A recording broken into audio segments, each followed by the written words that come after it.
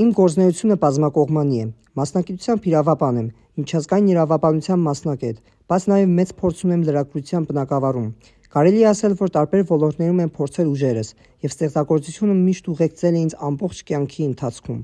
Առանձնահատուկ արժեք ունի ինձ համար այն փոքրիկ առաջին բանաստեղծությունը, որը գրել եմ ապրիլի 9-ի իրադարձությունների օրը։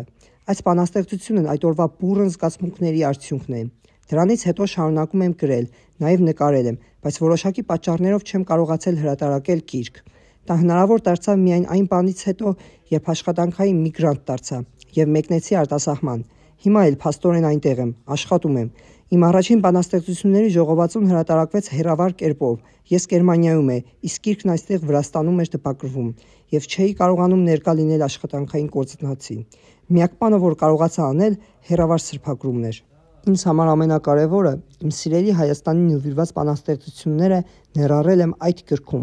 Հայաստանում մի քանի անգամ եմ ճանապարհորդել, երբ առաջին անգամ իմացա հայոց ցեղասպանության մասին, ինձ համար դա սարսափելի ցնցում էր։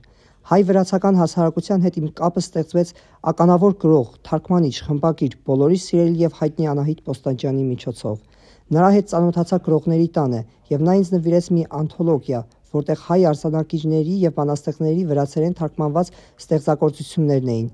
Նաև ծանոթացա բանաստեղծ Սոնավանին, իսկ դրանից հետո նաև ծանոթացա Վրաստանի հայ համայնքին։ Մի քանի անգամ ճանապարհորդել եմ Հայաստանում եւ ցեղասպանության թեման շատ է ազդել ինձ վրա, ուստի դրա մասին եւս գրեցի եւ ներառեցի այս գրքում։ Փարաջանովը միայն հայկական դեմք չէր, այլ վրացական եւ հայկական համատեղ դեմք։ Կարծում եմ, եթե Փարաջանովն ապրեր Հայաստանում, նա այնպիսին չէր լինի, ինչպիսին հիմա ունենք։ Հզոր դեմք, ամենամեծ կինոռեժիսոր, նկարիչ, այս ամենը դարձավ հին Թբիլիսիի բազմակունեղության շնորհիվ։ Հին Թբիլիսիի մշակույթը, կյանքը եւ այն պատմական տարաշրջանը, որտեղ ապրել է, մեծ ազդեցություն է ունեցել նրա վրա։ Բնականաբար, ով էլ տեսնի նրա ֆիլմերը, չի կարող չզգալ այդ ազդեցությունը։ Նույնը նաև պատահեց ինձ հետ։ Սա փաստորեն կինոյի միջոցով նկարչություն է, եւ այն կոլաժները, որ նա ձեռքով էր ստեղծում, վերածված են ֆիլմի։ Ինձ համար Փարաջանովը միշտ խորհրդավոր է, անսպար, միշտ ուզում ես կարդալ նրա մասին, նրա գրվածքները, միշտ ուզում ես տեսնել նրա աշխատանքները։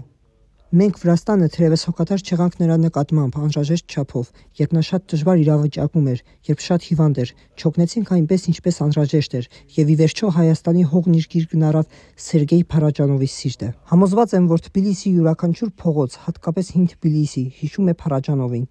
Ես ընտրեցի Սոլոլակի մի փողոց եւ այդ փողոցում պատկերեցի Փարաջանովին։ Մտածեցի, որ այդ փողոցն էլ է հիշում, թե ինչպես էր Փարաջանովը քայլում, չնայած չէր քայլում, թռչում էր։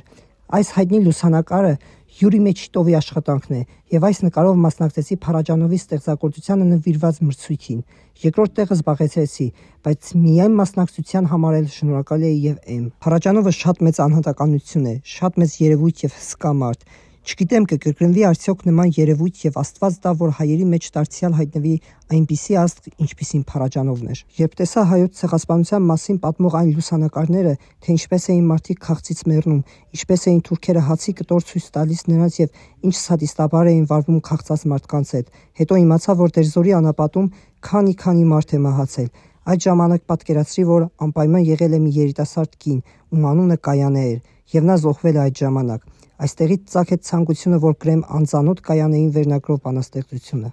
Այս բանաստեղծության մեջ Կայանեն երևութանում է իմ մոր նման, իմ քրոջ նման, պարզապես սիրելի մարդու նման, կնոջ նման, որը պաշտպանության էր կարոտ, որն ինձանից պաշտպանություն էր ակնկալում, ես պետք է պաշտպանեի նրան, եւ ես ուշացա, չկարողացա պաշտպանել Կայանեին, այդ անմարդկային սադիստական վերաբերմունքից։ Հենց դրա համար է այս բանաստեղծությունը կոչվում անծանոթ Կայանեին։